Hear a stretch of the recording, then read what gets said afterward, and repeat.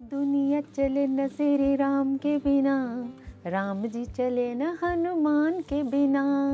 दुनिया चले न श्री राम के बिना, राम जी चले न हनुमान के बिना। प्यारी प्यारी है ओ माँ, ओ माँ। मुख मुरली बजाए, मुख मुरली बजाए, छोटे से श्याम कन्हैया। नमस्कार, मैं हूं अभिषेक दुबे और आप देख रहे हैं हमारी खास पेशकश भेंट वार्ता। आज भेंट वार्ता में हमारी खास मुलाकात हो रही है किरण साहू जी से। नमस्कार किरण जी, आपका बहुत स्वागत है हमारे YouTube चैनल पर।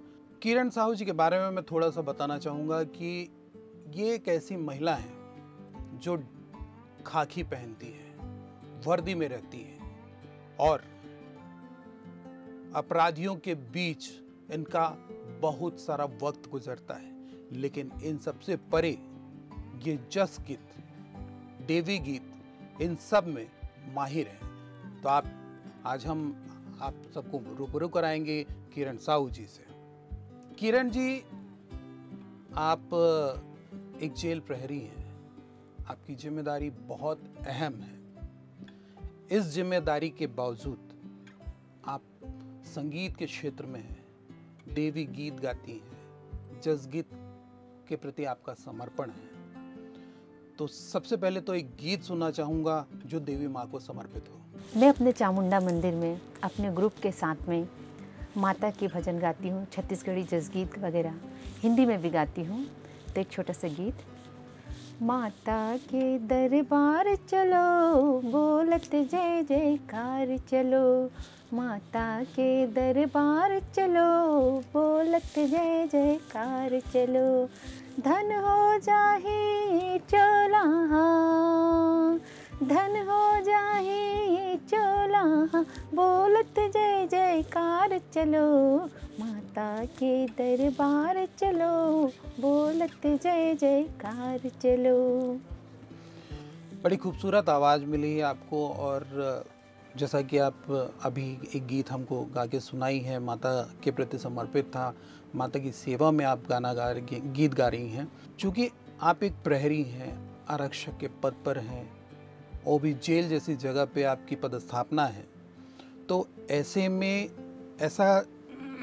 ऐसी किन परिस्थितियों का आपको सामना करना पड़ता है, किस तरीके के वातावरण में आप रहती हैं, फिर उस वातावरण से निकल के आप लोकगीत, देवी गीत, देवी महिमा के गीत गाती हैं, तब आपको किस तरीके की दिक्कत आती होगी?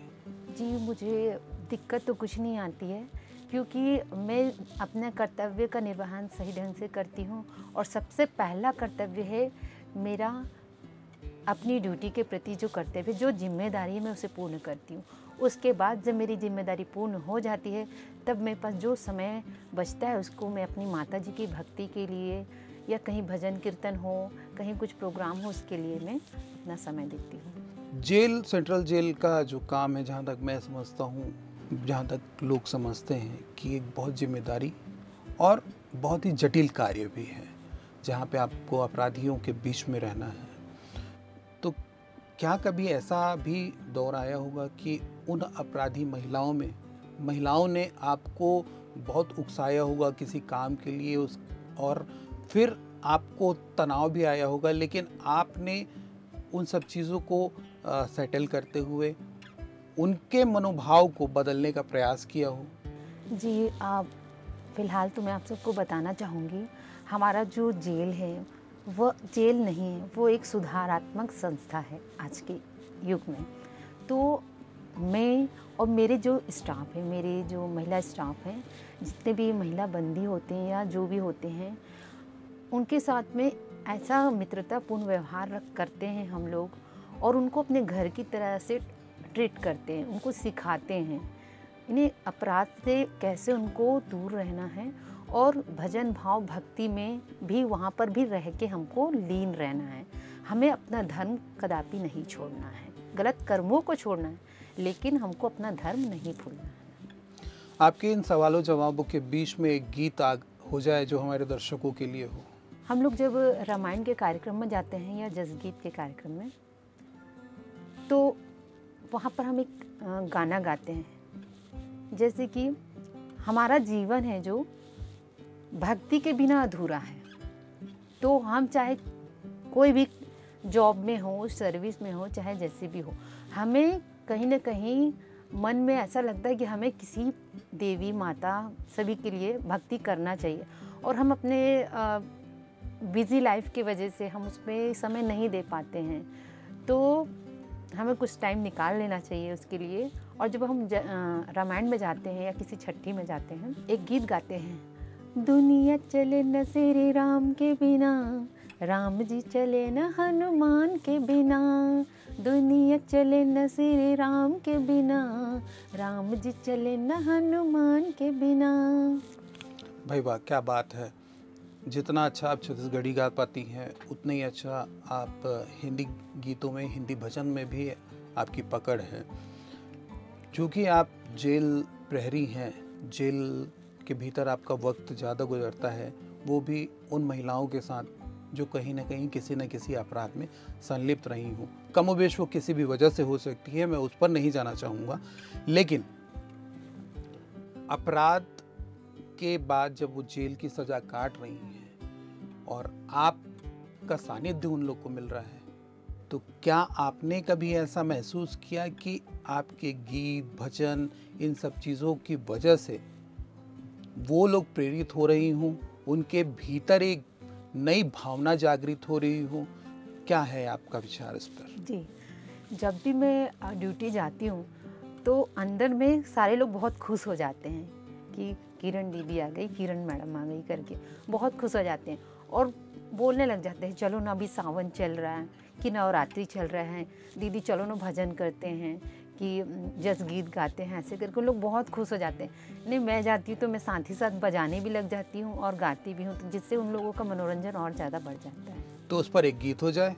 जब मैं भजन करती हूँ तो जो रहते हैं ना महिला बंदी लोग, उन लोग क्या अपने अपने परिवार को से अलग रहते हैं, तो मैं चाहती हूँ कि भजन के माध्यम से मैं उन पे कुछ ऐसा करूँ कि वो लोग अकेलापन यहाँ महसूस ना करें और भगवान की भक्ति में उसमें लीन रहें। जी, तो कभी कभी मैं उनको एक भजन सुनाती हूँ, जैसे तू कितनी अच्छी है, तू कितनी प्यारी है, प्यारी प्यारी है, ओ माँ, ओ माँ, ओ माँ, ओ माँ। कि ये जो दुनिया है ये बन है कांटों का, तू फुलवारी है, ओ माँ, ओ माँ, ओ माँ, ओ माँ। बहुत बढ़िया, आपका हर परफॉर्मेंस दिल को छूने वाला है। किरण जी, एक बहुत सादा सा सवाल है मेरा। भारत परंपराओं का देश है, संस्कृति, सभ्यता, साहित्य, ये इन तमाम विधाओं से हमारा भारत जो है परिपूर्ण है। हिंदी फिल्मों ने बड़े बड़े कलाकार दिए हैं, बड़ी बड़ी हस्तियां इस देश को मिली हैं, बड़े बड़े फनकार हमारे देश को मिले हैं। उनमें से कई नाम हैं जिसमें मोहम्मद रफ़ी साहब हैं, मुकेश जी हैं, किशोर कुमार जी हैं। इन्होंने भी कई भक्ति गीतों को गाया है और जिसको आज भी पूरी दुनिया गुनगुना रही है। तो आपके लिए इन सब में कौन ऐसा प्रेरणादायक रहा, कौन से ऐसे गायक जो आपको प्रेरणा के लायक समझ में आए, जिनसे आप बहुत प्रभावित हुई और उनका कोई भजन हो या कोई गीत हो तो वो भी ज़रूर गुनगुनाइएगा। हमारी फिल्म जगत की बहुत ही सुंदर एक सिंगर हैं लता जी, जो आज इस दुनिया में नहीं हैं, लेकिन उन्होंने पूरे भारत में, पूरे वर्ल्ड में कहा जाए, बहुत ही अच्छी छाप छोड़ी है और हर कोई उनसे सीखना चाहता है। तो एक गुरु मान के चलता है कि हम भी उनकी तरह बने। उनका एक गीत है बहुत ही सुंदर सा। लग जा गले मेरी जान आज की रात, शायद फिर इस जन्म में मुलाकात हो न हो। लग जा गले गले। ये तो बिल्कुल लता जी की बात हुई। लता जी पूरी दुनिया के लिए एक मिसाल रही हैं। माता सरस्वती की उन पर बहुत कृपा थी और शायद आप पर भी है कि आपको इतनी अच्छी आवाज़ मिली है। आवाज़ के साथ साथ अब मैं आपके पारंपरिक परिवेश में आना चाहूँगा। आपके पास एक जिम्मेदारी सरकार की तरफ से है, दूसरी जिम्मेदारी परिवार की तरफ से है, और तीसरा जो आपका समर्पण है वो है लोक कला और साहित्य। इन तीनों में के बीच में एक जो समन्वय का मॉडल होता है उसको आप कैसे बना पाती हैं? पहली बात तो ये कि जब मैं अपने कर्तव्य पर होती हूँ और अपने कर्तव्य को मैं पूर्ण जिम्मेदारी से निभाती हूँ, उसके बाद जब मैं अपने कर्तव्य से बाहर आती हूँ, तब जब तक कि मैं अपनी माता रानी के प्रति कोई भजन ना गा लूँ या गुनगुनाऊँ नहीं या कुछ धार्मिक स्थान पे ना जाऊँ, तब तक मुझे अच्छा ही नहीं लगता है। तो मैं एनी टाइम कुछ ना कुछ भजन गाते ही रहती हूँ, गुनगुनाते रहती हूँ। उसके बाद अपने प्रोग्राम में उससे पहले रिहर्सल करके ज़रूर जाती हूँ, तभी मुझे बहुत अच्छा लगता है। रियाज के लिए आप क्या करती हैं? संगीत के क्षेत्र में रियाज का अपना बड़ा महत्व है। बगैर रियाज के एक कलाकार जो है वो परिपक्व नहीं हो पाता है। तो रियाज को लेकर आप कैसे वक्त निकालती हैं, कैसे रियाज कर पाती हैं, किन के साथ करती हैं? जी, बहुत ही अच्छा सवाल है, क्योंकि जब हम कोई भी परफॉर्मेंस देते हैं तो उससे पहले हमको रियाज़ करना होता है। तो रियाज़ के कभी कभी हमारे साथ तो ऐसा होता है कि हम रियाज़ के लिए वक्त नहीं निकाल पाते। तो मैं ये रास्ता ज़रूर चुनती हूँ कि मैं अगर अपने कर्तव्य में हूँ तो कर्तव्य में हमें देखना है कि कौन बंदी क्या कर रहे क्या नहीं, तो हम उन्हीं के साथ मिल करके, जैसे अभी सावन चल रहा है तो सावन में भी शिव जी के सुंदर सुंदर भजन होते हैं, तो हम उनके साथ बैठ करके शिव जी के भजन गाते हैं, जिससे कि हमारा रियाज भी होता है और गला भी ठीक होता है। और अभी फ़िलहाल सावन उत्सव में जगह जगह हमारे कार्यक्रम हो रहे हैं, तो उसके लिए मेरी प्रैक्टिस भी होती रहती है। तो सावन को लेकर कोई मनमोहक लोकगीत अगर आपको याद आ रहा हो तो सुनाइए। सत्यम शिवम सुंदरम, सत्यम शिवम सुंदरम, सुंदरम सुंदरम, सत्य ही शिव है, शिव ही सुंदर है। सत्यम शिवम सुंदरम। बहुत सुंदर गाया आपने। ये भी लता जी की आवाज़ में ही गाया हुआ एक गीत है, सत्यम शिवम सुंदरम। अब आते हैं हम उन परिस्थितियों पर जो जीवन के लिए आदर्श होती हैं। तो कहा जाए तो जीवन के लिए सबसे बड़ा आदर्श होता है घर, परिवार, बच्चे, माता पिता, ये सब। फिर आपके पास जो बड़ी जिम्मेदारी है वो आपके जेल प्रहरी के तौर पर। कभी आपको ऐसा महसूस हुआ कि इन सब चीज़ों को छोड़कर मैं केवल ड्यूटी पे फोकस करूं, या कभी ऐसा लगा कि ड्यूटी छोड़कर मैं सिर्फ गीत संगीत को समर्पित हो जाऊं? मेरे लिए दोनों ही बहुत ही इम्पोर्टेंट हैं। मैं अगर खाली बैठती हूँ घर में तो ऐसा लगता है आज मैं ड्यूटी नहीं गई हूँ, घर मुझे ड्यूटी जाना चाहिए। और जब ड्यूटी जाती हूँ तो वहाँ पर जब जैसे मेरा टाइम ख़त्म होता है, ड्यूटी ओवर होती है, तब ऐसा लगता है आज मेरा यहाँ कार्यक्रम है, आज मेरा वहाँ कार्यक्रम है करके मेरे दिमाग में घूमते रहता है। और मैं चाहती हूँ कि जल्द से जल्द फिर मैं उस परफॉर्मेंस अपने प्रोग्राम को क्लियर करूँ। दिन का ऐसा कौन सा वक्त होता होगा जो आपको सबसे ज़्यादा भाता है? जब मैं अपने कर्तव्य का निर्वहन करके और भजन भक्ति भाव से प्रोग्राम्स देख के आती हूँ, तो मुझे ज़्यादा अच्छा लगता है कि मैं अपने बच्चों के साथ में एंजॉय करूं। मेरे बच्चे, मैं जैसे ही घर जाती हूँ ना, मेरी छोटी सी बेटी है और 9th क्लास का मेरा बेटा है, मेरी बेटी भी मुझे देख के मम्मी मैं भी जाऊंगी, मैं भी गाऊंगी बोलती है। और आज कौन सा गाना गाया मम्मी करके वो भी बोलती है। तो उनके साथ मैं टाइम एक्सेप्ट करना चाहती हूँ और उनको फिर सुनाती हूँ। तो मेरी बेटी भी मेरे साथ ही साथ गुनगुनाती है कि मम्मी मुझे कब लेके जाओगे। तो बच्चों को बताती हूँ कि बेटे जब आप बड़े हो जाओगे तब अपने साथ लेके जाऊँगी। जैसा कि आपने बताया कि आपके पिता ही आपकी प्रेरणा के स्रोत रहे हैं, जिनको आपने देखा, जिनको आपने सुना और उनकी चाहत थी कि आप उनकी तरह बढ़ती चली जाएं।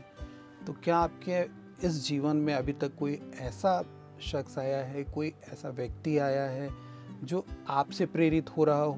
मेरा भाई विकलांग है और उसकी बेटी है और एक बेटा है, जो कि उनको मैं अपने साथ रखती हूँ और उनकी शिक्षा दीक्षा सब मैं ही करती हूँ। तो मेरी जो भतीजी है वो भी मुझे जब भी देखती है गाते हुए घर में भी जैसे भी, तो बोलती है बुआ मेरे को आपके जैसे बनना है। तो उसकी स्कूल में संगीत क्लासेस होते हैं, तो वो मेरे से बिना पूछे वहाँ पर अपना नाम लिखवा दी। और वो सिर्फ मुझे देख करके सुन के अपने क्लास में इतनी टॉप में हो गई है कि आज वो अपने स्कूल में, यानी कि 7th क्लास में है, पूरे स्कूल में ऑर्गन प्ले करती है और गाती भी है। और उसको उसलिए उस स्कूल से बहुत सारे अवार्ड्स भी मिले हैं। तो ये मुझे इस बात को सुन के बहुत ही खुशी हुई कि मेरी भतीजी मेरे से प्रेरणा लेकर के अभी सिर्फ 7th क्लास में है और उसको इतने सारे अवार्ड मिल गए स्कूल में संगीत के क्षेत्र में। तो आगे भी जाके मैं उसे मार्गदर्शन देना चाहूँगी कि वो बहुत ही अच्छी एक सिंगर बने। आपका संगीत जो है माता को ज़्यादा समर्पित है, तो एक गीत, जसगीत हो या लोकगीत हो, जैसा भी हो, जो आपको तत्काल में याद आ रहा हो वो ज़रूर सुनाइएगा। एक फाग गीत है, होली गीत, जिसे हम लोग जब कोई भी प्रोग्राम होता है, छठी होता है, खास तौर पर छठी जैसे होता है ना, तो वहाँ पर कोई भी बच्चा हुआ रहता है तो वहाँ सोहर गीत भी गाया जाता है, डिग डिगा डिगा हो डिगा हो, आजकल बहुत चलन में है। उसी के साथ साथ एक रचना गा रहे हैं अरुण यादव जी, बहुत ही सुंदर गीत है जो बहुत ही चलता है। मुख मुरली बजाए छोटे से श्याम कन्हैया, हो मुख मुरली बजाए छोटे से श्याम कन्हैया, अरे छोटे से श्याम कन्हैया, छोटे से श्याम कन्हैया, हो मुख मुरली बजाए छोटे से श्याम कन्हैया। शानदार आपका ये गीत रहा। चूँकि आप पूरी तरीके से लोक साहित्य छत्तीसगढ़ी परंपराओं को ज़्यादा करीब से देख रही हैं, तो छत्तीसगढ़ की मूल विचारधारा जो देखी जाती है वो आदिवासियों को समर्पित है। लेकिन हमारे यहाँ ये भी प्रचलन में है कि हम सावन का महीना आता है तो शिव जी को समर्पित करते हैं, फिर अभी गणेश का पक्ष आ जाएगा, ठीक, फिर उसके बाद नवरात्रि का पक्ष आ जाएगा। जैसा कि आपने बताया कि नवरात्र का जो आपका मौका रहता है वो ख़ास तौर पर बहुत बिजी शेड्यूल वाला रहता है, तो वैसे में आप ड्यूटी को फिर आपके मंडली को किस तरीके से समन्वित कर पाएंगी? जी, नवरात्रि के समय तो कम से कम हमारे पूरे 10 दिन बुक रहते हैं, विसर्जन अलग, और 9 दिन तक के 40 से 50 कार्यक्रम हो जाते हैं। तो एक एक दिन में 4-4, 5-5 कार्यक्रम देना बहुत बड़ी बात होती है और उसके लिए टाइम निकालना बहुत बड़ी बात होती है। इसके लिए मैं अपने यहाँ मैडम को निवेदन करती हूँ, क्योंकि नवरात्रि में हमारे यहाँ जेल के जो महिला बंदी हैं उन लोग भी उपवास रहते हैं और उन लोग भी माता रानी की जो स्थापित की जाती है वहाँ पर जस गीत, सेवा गीत गाते रहना चाहते हैं। यानी भक्ति में पूरा हमारा जो जेल है वो डूबा रहता है, महिलाएं उसमें डूबी रहती हैं। तो उनके साथ में हम लोगों को साथ में रहना पड़ता है उस समय। तो मैं ख़ास तौर पर ये बोलती हूँ, क्योंकि मैं गाती हूँ तो इनके साथ में मैं बजाऊँ और गाऊँ तो मेरा रियाज़ तो होता ही है, उनका भी टाइम उसमें हो जाता है कि चलो दीदी तो है कि मैडम तो है, साथ में गा रही हैं करके। तो उधर से जब हो जाता है मेरा काम, डेली का मेरा वही रहता है नवरात्रि में कि उनको भजन कीर्तन करवाना है मुझे और माता की सेवा में हमेशा लगाना है। उसके बाद मैं जब वहाँ से अपने कर्तव्य से निकलती हूँ, तब मैं जितने प्रोग्राम्स होते हैं उसको मैं रात भर गाती रहती हूँ। माता की भक्ति की बात की आपने, तो माता को भक्ति के साथ साथ उनके समर्पण को लेकर हिंदी में भी और छत्तीसगढ़ी में भी बहुत सारे ऐसे गीत बने हुए हैं। आप जो मंडली में गाती हैं, ऐसा कोई बहुत खूबसूरत सा अगर कोई जसगीत हो तो वो ज़रूर सुनाइए। जैसे कभी जगराता वगैरह होता है हम लोगों के, तो उसमें मैं जनता जनार्दन को गीत सुनाती हूँ।